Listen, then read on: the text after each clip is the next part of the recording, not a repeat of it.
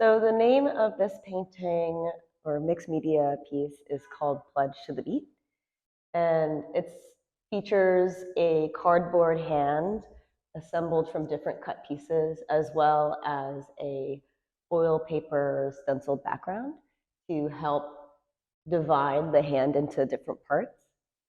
But the idea about this is there's a hand covering where the heart would be, and it's cut out with a single red line coming down to represent blood flow.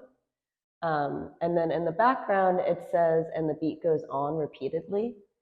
And so it can mean a number of things, like the beat of the heart, as well as a physical beat because of the repetition, as well as kind of like the cycle of being Black in America, where you have repeated exposure to people being oppressed or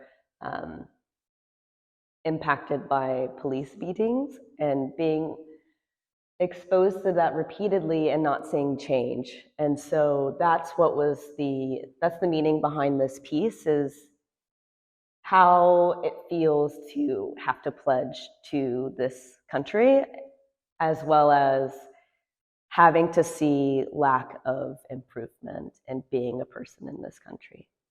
So this is called Untitled Red Hand, but I made this in 2020, and it was actually the first painting I made in 2020, and it features a hand assembled by discarded leather pieces that I got from a reuse depot, and it's meant to give the hand more of a realistic impression, and a hand clinging onto a metal fence. And the nails are actually made out of paper that I spray painted to help give it more of a curved.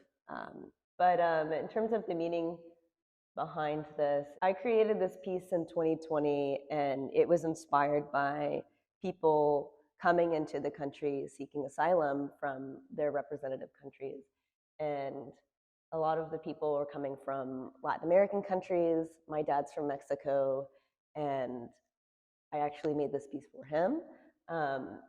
And it was born out of a frustration of what I was seeing visually, and so it was meant to convey like a haunting longingness of being at a fence, separated from hope and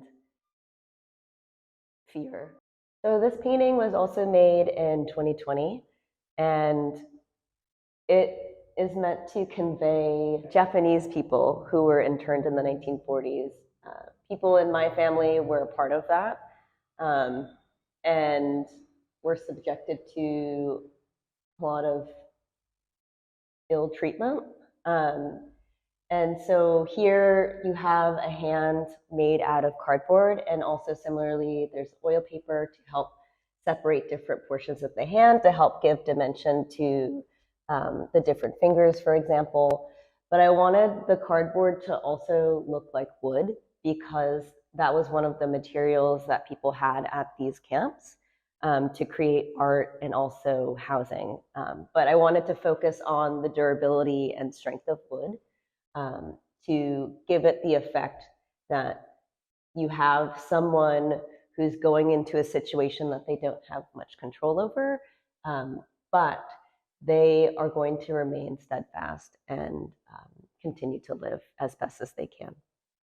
So this is one of my more recent works. I created this in 2024, so this year, and it features another cardboard hand that I cut out from either a single piece of cardboard or two different pieces of cardboard, but each line is cut with a knife, and then I paint over it to give it more of that depth. But it features this new series that I'm going into about hands and hair care. And this was inspired by the idea of metamorphosis. growing up, you know, I always wanted straight hair, and that is something thankfully I've grown out of, and embracing my hair in its natural form. However, the act of straightening one's hair can take hours. It takes me like 4 hours to do my hair. And so that's another reason why I don't do it anymore. But it's still a piece of hair care that has a process and has an inevitable change. And so the name of this piece is called Flower Bud, and that's because I wanted the buns that you use to separate your hair into different portions. I wanted one of the buns to look like a flower bud. Not to say that when your hair is straightened, it turns into a flower. It's meant to show that this hair has something that it can turn into on its own. It has a life. It doesn't necessarily need this to be something else.